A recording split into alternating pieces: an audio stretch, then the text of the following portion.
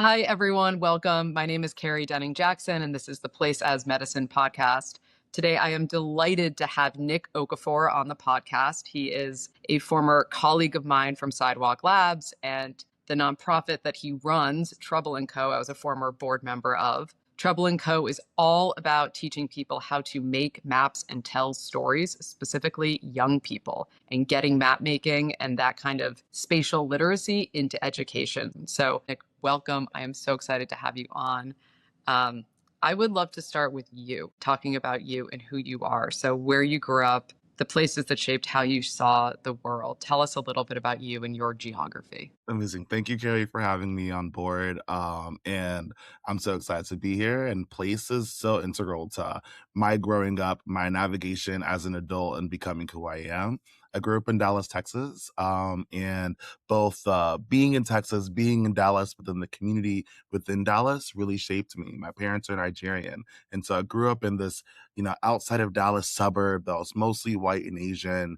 But then we had these very deep pockets of Nigerian experience. But then also growing up, we would go back to Nigeria every few years. All of my parents' family still lives there. And so every 3-4 years, we will travel back. And so I grew up, experiencing the US, born in America, living in Texas, but then, constantly being reminded of where my family comes from, how a whole other set of people can live their lives, what access is being formed. That was my first experience of place, right? Simply because my parents decided to move out. They were the ones from their respective families that, got the crowdsourced funding sent off to America and said, good luck. And I got to grow up here. That shaped my education, that shaped my the way that I see things. It shaped the community that I got to build because they decided to come to America and to live in the US. And so all of those things have shaped me, knowing that, if that hadn't been the case, if my parents, had met in the US and decided to go back to Nigeria, I'd be a very different person. I'd have a different outlook on life and a different set of access and resources. And so place shapes who you become and who you engage with in such visceral ways. And that's why at Trouble and Co, we bring it into education, because when you tie a subject to place, that's when it becomes real. To tie it to places, to make it human. It's no longer this, ambiguous topic. It's no longer just, this piece of history that's disconnected to you, or this, scientific concept that has no bearing on your life. It's your neighborhood. It's your block. It's your community. It's you. And so that's why we always love to tie it to place, because when you ask someone what's home, they go on like me and rant a lot and have so much to say about the places that they've been. That's you got so many thoughts going in my head. Were you always someone as a kid who, noticed place? It sounds like you are, but neighborhoods, boundaries, differences between one area and another. Is that something that was always kind of in the back of your mind? Yes and no, in ways that took a lot for granted growing up. But I was definitely that annoying kid that was always asking why. My parents, had to get me to stop. They said you ask too many questions, but I was always asking why certain things happen. And so even when we'd go to Nigeria, okay, well, we had power in the US, and why does our power keep going out here? Why do we have, why can't we drink the water from this tap? Why is this going on? And so as I then navigate these different places, that instinctual response for inquiry of just trying to figure out why things happen was then intimately connected to those places. Even Yeah. as a kid, I loved the concept of travel. I knew I was going to, leave Texas, see the world. Luckily I got the chance to do that. I graduated college, went to school in St. Louis, lived in Brazil and Kenya. And I feel like that instinct of asking why continued, right? Like I got to compare these different homes of Dallas to Sao Paulo to Nairobi to Brooklyn, and understand how all of these places and the community that's formed there, I got to learn from it. Hopefully I offered something back to those communities, but place really helped build us as people. I couldn't agree more. And it's amazing you've had so many opportunities to live in so many places and have that kind of like dual exposure. So I want to shift gears a little bit to maps, because maps are the literacy, the book in which you can understand place. And some people are obsessed with maps. I am one of those people. I love maps. Talk to me about how maps got into your life and Did you have classes that, sparked this curiosity? How did you get into this world of like literacy around place? Yeah, maps are I still feel really new in the map world despite running this company that I is, don't know how that's possible. pushing maps on everyone and every school, every advocate, every person. But I did not go into school or any sort of training with like a geography bend or a map, inclination.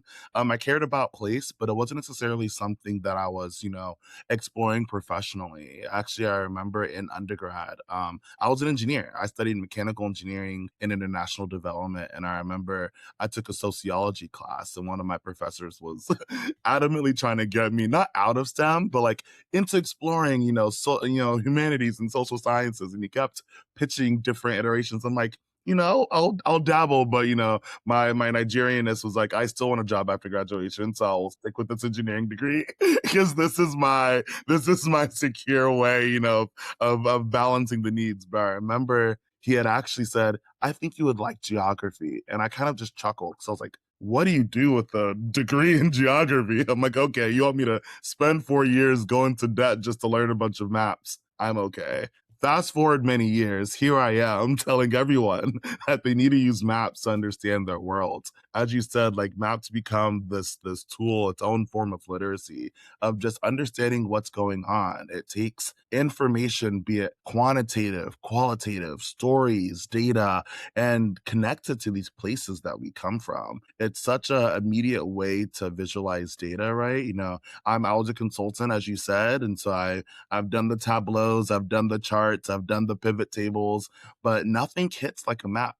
People see a map, whether it's of their own home, of their country, of a different place, and it does a couple of things. Sometimes it affirms, right? It says, okay, I live there, I see this block, I see this story, this data set, and it affirms what I've experienced. Sometimes it contradicts. They may have a certain preconceived notion of an area and say, oh, like growing up, I was taught that, that neighborhood was dangerous. But then I looked at a map of like safety incidents and it's like, looks like the same to me. Like why is this narrative contradicting with, the data? Like, why is the data not supporting this, piece of information that I've received all my life? And so maps also become a tool of unlearning because it's hard to fight back against data, right? You can have your own lived experience, you can have all of this context, but when you see things quantified, when you see the data, when you hear the stories, that becomes a shared tool, a shared language of, okay, well, this is what we're going to orient around. So let's have dialogue about that. I love that. I love that you just said it's a tool of unlearning. Map can be a tool of learning and unlearning. That's a great line. Can you give a couple examples of maps or spatial analysis that have really blown your mind and changed how you think or affirmed some thinking? Yeah. I think one of the classics is a redlining map. I wasn't taught redlining in high school. I wish I wish I was. I think maybe it was like danced around, but we didn't really grapple with Can like you what that. explain? Can you explain to people Yeah, who might not know what redlining is? of course. It also absolutely blew my mind when I was at Stanford undergrad and I took a class, an urban studies class on redlining. It blew my mind completely. So yeah, please share to people, like simplify what it is. Absolutely. And similarly, like this is a thing that like, when I discovered, I'm like, why don't I know this? There's so many times through life, college and beyond where I'm like, I feel like I should have been taught this decades ago, but I'm glad I have it now. And that's the reason Trouble&Co exists. But redlining, for those who are less familiar, it documents these decisions that were made by banks in the 1930s where they decided, we're going to help insurers, we're going to help banks decide where they should make loans. And in doing so, they wanted to, quantify risk. And, we're familiar with risk. Banks are still doing this. Organizations, say, like, what's going to be a good investment? What should you do? But what we're seeing now is this legacy of this decision made a century ago, where they said some neighborhoods are safe and some neighborhoods aren't. Invest in this block, remove money from that one. And as a lot of patterns have emerged, those were racialized. Those were decisions that were embedded in race and class, where we see, again, 100 years ago, these banks, they made a map. They said, hey, we just want to give some advice on where we should put, community infrastructure and finances. Fast forward 100 years, those communities that they decided to divest from, these poor, often Black and Brown communities, still face a lot of these issues today. They made a decision saying, telling the world, these are harmful communities, these are unhealthy, unsafe communities. People lived there before, people live there now. And what we're seeing through maps is that when you look at different outcomes, be it access to parks, social determinants of health, economic access, just your living wage, all of that is trickling from those same maps. And so the things that have happened, you may say, that wasn't me, I wasn't around 100 years ago, but we still live in the wake of those decisions, of those maps. And so that's a really classic one that we bring into our lessons because, again, it's not taught often. This is part of our shared history as America. Not all of our history is going to be, delightful and proud, and we still need to grapple with it, right? We're still American. This is what we've done as a country, and we still have other Americans living here. So what can we do about it now? It's not about hiding it or only looking forward and ignoring our past. It's about, looking our past right in the eye. This happened. I don't think it was okay, but this is what we can do to change it. And so when we're bringing redlining into our classes, we just ask students to see, what patterns do you see in your own neighborhood? And do any of those patterns that you see today as a 16-year-old in 2026, is any of that reflected through the patterns we saw 100 years ago? Okay, great. I'm starting to see, I care about parks, and I realize that, this is our care about green space. I care about, air quality. Does this track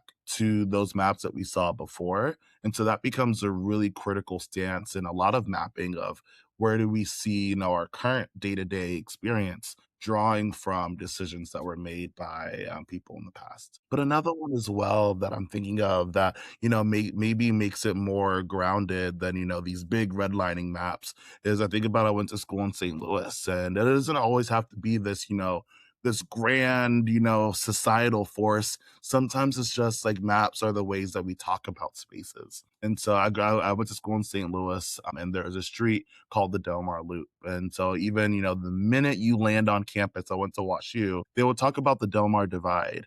And it was this realized difference. And I feel like we all have Delmar divides in the cities that we live in, where, you look to your left, nice homes, cute shops. That's where you go to brunch. That's where you go to the boutiques.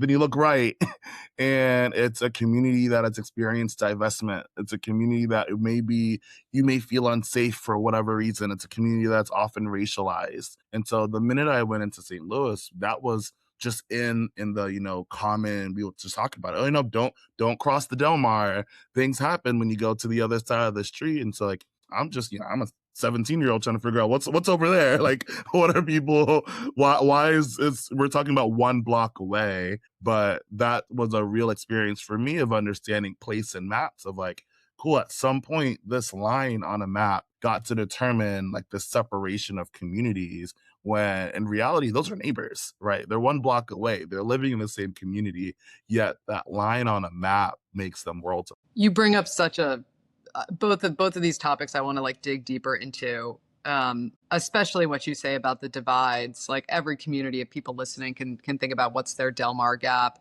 In New York City, it is abundantly apparent. It is crazily apparent. In Manhattan, the second the subway goes above ground, that is where it becomes lower income in Harlem. That is the second it happens, because those property values are lower because the train's above ground and it's loud. And so that's where you get the divide between the Upper East Side and Harlem. And immediately you see it. And it was, somebody made the investment or didn't make the investment that we're not going to tunnel further. We are going to do above ground. And so you see that, and it's really apparent. And the reason this is such an important conversation, for so many reasons, is with place as medicine, we're talking about health. And yes, we spend episodes talking about the things in your home: insulation, air quality, water quality, things like that. But we also want to talk about the big macro trends of where is health happening in America and or globally, and where is it, where are the positive parts on the map or the negative stories? And so much of it is socioeconomic. And it does, I think in many ways, you're right. And it's shocking and scary, but some of it does really flow from these redlining decisions that were made. Very, very clear segregatory decisions. And what Nick, didn't get into as well is that at the time when these groups were saying, no, these certain communities can't purchase your own home. You can't do that. We're not going to give you loans. Not only that, but these same Black and brown individuals weren't necessarily allowed in other communities outside of the city. So some of these people were like, I actually have equity. I want to buy a home. I can't do it in this inner city environment. I want to move out to the suburbs. A lot of those suburbs had covenants that did not allow people of certain skin colors, certain backgrounds to purchase in those areas. It was religious, certain communities didn't allow Jewish people in their neighborhoods. So you're getting this squeeze, and people then are forced to concentrate in an area, not build wealth. And you do see that trickle of consequence, and consequence that happens with, where is there worse air quality? Where are there higher diabetes rates? And you see this play out, and it is such an important, crucial part of the place is medicine conversation. So I'm so glad you said that. And I think it's so important to kind of walk into. So thank you. I kind of want to shift into now what you are doing, because what essentially it sounds like it happened is you realize this is an important thing. How did you shift into Trubel&Co, and maybe explain what Trubel does and kind of that journey that you've had? Absolutely. Trubel&Co started really just from an idea that I wanted to create the class and education I always wanted as a kid. I grew up and in school, school's really divided. And I feel like you often get channeled into tracks. I mean, you're either gonna, be the STEM kid, you're doing the science Olympiad, you're in the math club, you're doing Mm-hmm. that track, or there's, the social studies route. Like maybe you're told in middle school that you're not good at math. And a lot of girls get told that they're not good at math in middle school, and that follows them throughout the rest of their life. Or, the science teacher isn't as adept at making it relevant for you. So you go through another track. And for me, I had this duality, and didn't want to choose, right? Like I love STEM, I love nerding about math and science, and I care about people. And I was kind of forced as I went into high school and even college, right, to get these two separate degrees, one in engineering, one in international development. They had no overlap because I knew that I needed both, and I wanted to have real skills to build things, but I wanted to do it with a purpose, and I wanted to find that kind of purpose and civic agency within my education. So Trubel&Co is a tech justice nonprofit. We mobilize youth and communities to leverage local data and technology to tackle the issues they care about the most. And it was started through, our first experiment with the class called Mapping Justice. I was working with a group of students through MIT, a group of high school students, through a summer outreach program that I was actually a part of. When I was in high school, they asked me to come back and teach a class. And so I said, cool, I can teach a class, but I'm going to do something that, that I wanted at 16. We're going to nerd out about data and tech, and we're going to talk about the issues in our own communities. And that's how Mapping Justice was formed. It was an experiment. This was literally 2020. I didn't know what I was doing. I was working at Sidewalk, but I was like, I would, try to wrap up my day at 4, then jump into this class with these high schoolers to say, okay, you two can, I'm here with this Google company, and you too can use tech, but you can do tech in a way that reflects the communities that you came from. And that was always one of my the tensions that I had with a lot of STEM programs. They would, say, great, especially diversity in STEM programs. They say, great, get a good job, come to tech, work for Google, Meta, Amazon, etc. And for me, it's like, I didn't just want to build random tech or do things without a purpose. I came from these places. I had these trips to Nigeria where I saw real problems affecting, my family members. And I'm like, okay, I'm learning engineering. I'm getting into tech in order to fix, critical, wicked problems in communities. So I wanted to share that with our students, that you can learn tech, you can learn data science, data storytelling in a way that also is meaningful to the communities that you came from. And it turns out that resonated with a lot of the students. I remember one of our first students, Daniela, would often share like, yeah, like I didn't want to join the robotics club in my high school because like it was all boys and it did not look fun and they were not talking about things that, I wanted to talk about. But then she joined Mapping Justice and she saw how data and tech could be used to promote health and access and innovation and promote equity. And so she's like, okay, maybe I do belong in STEM. STEM wasn't sold to me this way, right? And so we do this work because we believe that communities that are most proximate to these problems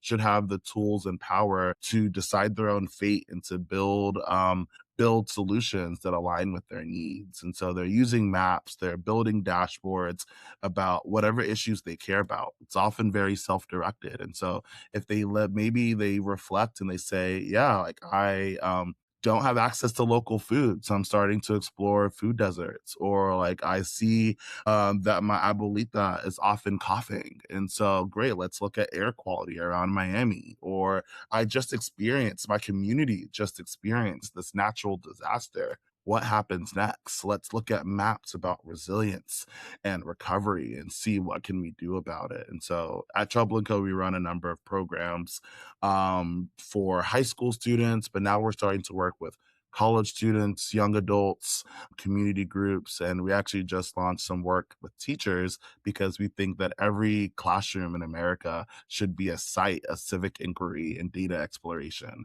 So we're starting to build some tools so everyone can look at maps to understand their places. I love that. I think it's so important.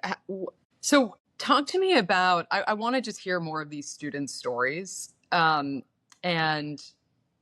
how for them, like, what does it mean for a young person to be able to map their neighborhood? How do you see their sense of possibility change? Just I share more of these stories about what real students have done, and that impact. Yeah. Our students are incredible. We call them our troublemakers. They make it worthwhile. All the hours are definitely for them. Think about one of my earlier students from Mapping Justice. He's based in Philly. He and his partner decided they're interested in education, but then also in health. And where they kind of landed was looking at like fast food influence and how that might be tied to schools and school performance across other demographics. He noticed that like in Philly, certain areas of Philly would be a food desert, or even just, taking a step back from like all of these terms, he looked around and said, okay, I walk a couple blocks on my street. I don't see grocery stores, but I do see Burger Kings, McDonald's, Taco Bells, etc. I go to a different part of Philly and I see Trader Joe's, I see, real grocery stores, there are fruit stands, etc. And so he wanted to understand if there was a pattern and how this may be connected to the school system. And so he first mapped all of the different fast food spots around Philly, he and his partner. And then they also mapped, some of the healthier food locations and access to grocery stores. Then they mapped all of the schools in Philly and were able to find data from the local school system on racial demographics and was able to determine, which schools were primarily white, primarily Hispanic, primarily Black, et cetera, et cetera. Then just started to continue asking questions. That's what we do as troublemakers. We look at data and we ask questions. And he said, well, what's going on when you overlay those data layers? When you see this is where the fast food places are, this is where the schools are, this is where these communities live. What do we see when we place them all together? And saw, unfortunately, and perhaps unsurprisingly, the Black and brown schools had disproportionate access to all of these fast food places. And, the predominantly white schools that are also in more affluent areas had better access to healthier food, salad bars, grocery stores, etc. And so he used data to reflect what he already experienced, right? A lot of times these things, I may share that fact, and for a lot of folks, they're going to be like, yeah, that's just how it is. Like I live in those neighborhoods. I've seen that block. Like this is maybe unsurprising, but when you put it to a map, it almost becomes unrefutable, right? It's hard. It's one thing to say like, oh yeah, I've experienced this. This is what I've seen, and it's another thing to say, well, I looked at the data, I quantified it, I visualized it, I'm putting it in front of you, and I can tell you that there is a pattern of these communities have disproportionate access to this harm or to this inequity. Now what can we do about it? And so he also used a map to say, great, he was interested in local gardens and urban gardens as a means of intervention. He, grew up his mom garden, and so he wanted to think through, oh yeah, like could more urban gardens help tackle this issue? And so again, he went to maps. And so he wanted to use maps to understand, okay, well, based on this, like which zip codes and which schools would he prioritize if he could only pick 3 schools, right? Because we live in limited resources. And so he's put it on his consultant cap as a 16-year-old and said, which 3 schools would I focus on to have an urban garden based on XYZ factors? These are the same kind of tools and analysis that I did at BCG, to maximize profits. And this is a 16-year-old doing the same spatial analysis, quantitative thinking to determine how to fight food equity in Philly. And so that's what we're doing with our students. We're bringing these tools that are often in positions of power used by companies to market, to surveil, to profit. And they're using it to make our communities healthier, to make our lives sustainable, and to bring a bit more equity into the lives that we live. That's awesome. Tell people a little bit about the tools you use and, explain GIS. And then I'd love to get to a question that maybe some people are thinking, which is, how can I do this myself? And I personally know, like, I use some of these tools in my master's degree, and I know we're not quite there yet with, AI tools and mapping and things like that. But just talk a little bit about how this student did this and what do you see the future of these tools? Absolutely. To anyone who knows what GIS is, took that GIS class in their master's class, I'll just say we're in a better age. I think I came in a golden age of GIS, and it's already all cloud-based. And I entered these geospatial conferences and spaces, and they're like, they have trauma from, from the old days of ARC and thinking through these like really complex softwares. And I'll still admit, like, the software can still be hard. There's a learning curve. But I will say, if anyone is like listening to this and had used GIS, 10 plus years ago. Explain what GIS even Yeah. stands for, like dumb it down. Think Google Maps. GIS, it stands for Geographic Information Systems, and it's just a way to visualize data tied to place. We're making maps. And so you can take quantitative information such as numbers, rates, poverty rates, how many people live here, what's the Census. likelihood Yeah. of X happening. Or you can bring in qualitative data. You can bring in stories and pictures and what are the different categories of people living in this place. And so every spatial system that you've interacted with, even if you don't know that it's spatial, is using GIS, from you opening your weather app to going on Uber, and Uber is just determining like which route you should go in order to get to work on time. Or you're thinking about, oh great, like social media is then being aggregated by, oh, we saw that you were here, you might like this other recommendation, or your friends were here. All of that is using GIS. It's using spatial data to sense make. For most companies, they're sense making to, sell you something or to profit, or to surveil. We're using GIS to ideate, to imagine, and dream of how to make our communities a better place. And so how can I, if I'm listening to this and I wanna understand the air quality in my community, how can I start to get into this world? Maybe discovering, like, I can do a Google search and certainly like maybe find the underlying data, but how could I start to make my own sense of the world? Yeah, I admit it still requires a bit of technical knowledge and access, right? Like, no surprise, like all of these really great tools are locked behind a paywall, locked behind degrees, locked behind, oh, you need to hire this consulting firm to produce this map for you. I think that's, with a purpose, right? They don't, oftentimes these technologies aren't democratized to where your average resident, your local parent, your community organizer can use this for their own benefit. There are tons of tools out there you can learn. I won't say it is like super hard, but there's a learning curve. We use tools from Esri like ArcGIS. There are free open source tools like QGIS, tons of other tools out there that help you sense make the spatial data. There are community programs where you could go and learn. Trubel&Co is starting to offer more open workshops just to get people to have the opportunity to sense make with maps. But it takes some time and dedication in order to, you're learning a new software, you're learning a new language, you're learning how to tell stories with maps, and what questions do you ask and what assumptions do you have to push back to do so. But the world is definitely open to do that. I'll say the good thing is that there's tons of data.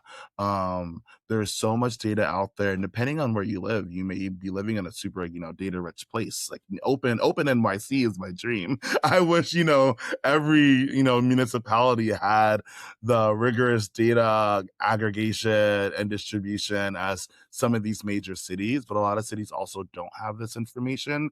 That being said, one thing that we see at Trubel&Co is that, we live in a society that's data rich, but insight poor.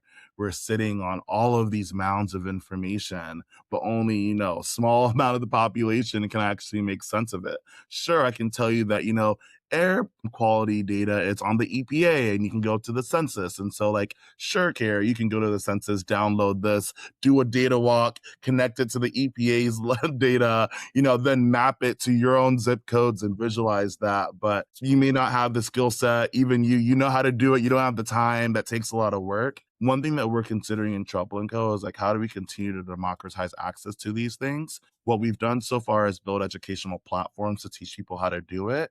And we're now leaning into actually building the technical tools that helps you create these resources from a prompt. Now that we live in a world of AI, how do we really make sure that these same tools that, consultancies, urban planners, tech companies are using can be in the hands of, your everyday person who just has the same question. What's going on in my neighborhood, and what can I do about it? Yeah, you put it so well. And, I think people listening, if this is something you want to learn more about and you want to get kind of a fluency facility with storytelling with maps and, applying data, like please reach out. I think reach out to me, reach out to Nick. We'll definitely give information in the bio because I think that he would love to teach more people and figure this out. So I totally agree. I think, people, I just want to do a quick anecdote, but you're right. There are so many data sets that exist, but maybe we don't have those insights because we don't apply them to place. One of the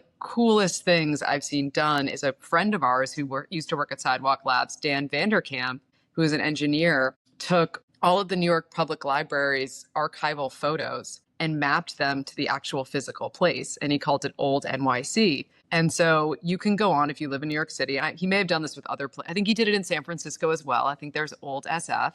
But you can go on, there's an app, and you can see what your block looked like years ago. And so you can see, like I live by the Brooklyn Bridge now, and I can see them, not building the bridge because that was prior, but you can see these old archival photos. And what an amazing way to do that versus just, those pictures on a screen, but actually tying them to place. You can see what your block looked like. When I lived in Tribeca, I could see pictures of the AC subway line being built down Church Street, which is such a cool idea to think, oh, at one point in time, Church Street was dug up and they were building the subway lines. Of course that had to happen. Right. And so it just goes back to my earlier point about, there's a lot of stuff that's hidden just from our mind's eye. And so the more we have people like Nick thinking about how we create more spatial literacy using the tools we have is so, so, so exciting. So I think if people listening to this want to get that skill set, I think absolutely reach out. I'm just gonna say that's so wicked Yeah. cool. Like I'm immediately gonna go and check out some of those maps, and it speaks to, again, like place is visceral. You see this, you have a connection with your block, and you're seeing how your block has transformed over time. And so maps become such a key tool in storytelling and understanding what's going on, what has happened, what's transpired over time. And so being able to pull that into your own sense making of what's going on. Or for a teacher, how does this relate to the subjects that you're teaching? How can you use place and maps and archives to help ground, what may be a faraway theory, or, a way to capture the disinterested student, or the student has too much going on and suddenly it's not just chemistry abstracted, it's not just history abstracted, but it's you and your life and your history and your block that's suddenly being inserted into what you're exploring. I totally agree. I want to wrap with just, I'd love to hear a case study from you to just bring it back to health for a second. You talked about the food deserts, but maybe there's one other where a student or maybe yourself has really learned a lot and made a really deep connection between place and health. And one of the things I just want to jog people with is like another great use of maps that currently isn't used is in medical records. And I was at an event last year with Mount Sinai and their environmental health epidemiology. It was a conference, and somebody had one of their conference topics was, what if our electronic health records included a page with a map of where the person lived? And they were thinking specifically on air quality because of that connection to asthma and cardiovascular health. But I'm also thinking, individuals, parents in this room, if your child has asthma, or like if you have some of these cardiovascular issues, you could start to take control of this and, learn about the air quality in your area and really say, what is the impact of that highway near me, and go equipped to your doctor with that information, because that's really useful stuff for them to know, like why you might have this issue, or maybe your issue spikes when there's wildfire smoke or something like that. So it's all very obvious things, but again, it's starting to get information in our hands, and just the obvious thing of where we don't have it. Our medical records do not include a map of where we live. And it is so abundantly important, and why not? So anyway, I would love to hear, kind of wrap with one story of where you've had this place as medicine connection. I love that because you're right. Like places is that determinant of health, right? Like where you live, who are you interacting with, what's around you. That's obviously going to affect your well being and your health. And actually, I learned GIS from a healthcare place. I learned GIS when I was a consultant at Planned Parenthood. I had joined as a consultant, and I show up on the first day of the job, and they asked me if I know GIS. I said Was that no, when but I you can were learn. were you at BCG doing something with Planned Parenthood, or this was just separate? Yeah, BCG has a program like an externship, and so they let you, do a temporary leave with the promise that you can come back to like work for another organization. And so I said, I did a temporary goodbye, and I was like, I want to do social impact work. There was and Planned Parenthood was looking for a temporary consultant to do market analysis for some of the growth strategy. And so I said, this is a great opportunity. Let me, take my BCG skills and apply it in action, do the thing I said I was going to do. And so I joined this team at the national office that was hoping to use GIS and data insights to help guide their strategy. They realized that across their federation, their CEOs were super bright, but they're, making decisions based on instinct or gut or just connections, as opposed to, having that data-driven perspective of this is why we're doing this. This is backed by maps and information and data sets, and then we can really, really, do the whole consultant spin on it. We're thinking about how do we, give them that level of access. And so while at Planned Parenthood, I was helping them make decisions of, oh, great, we have funding for a new site.